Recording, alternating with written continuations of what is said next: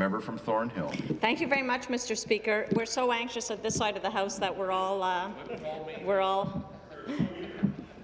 getting up to speak. I just want to say that I just came back from touring the Kensington Eye Institute with our health critic and our leader, and they're very concerned because they're doing as much fundraising as they can to pay their operating costs, and they don't see the necessary funding coming from the government to approve new procedures, which should be the standard of care, Mr. Speaker.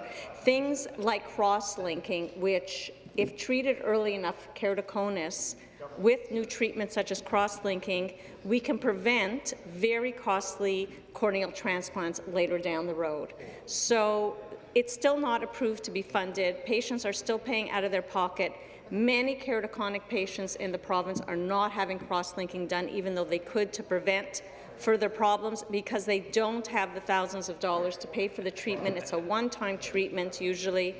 And this government is still on the fence about whether or not they're going to fund this treatment.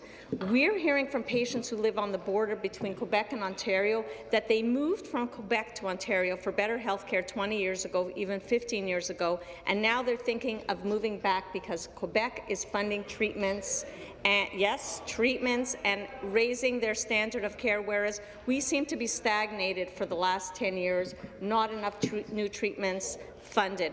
Too much money is going to bureaucracy, not enough money going to treatments, and we need to rethink how we're funding healthcare in this province if we really want to ensure that everybody has the timely and best care that they deserve. They're paying the taxes to pay for this. It's not a gift, it's not free, and they deserve it, and we on this side of the House want to ensure that that's exactly what happens. Thank you, Mr. Speaker.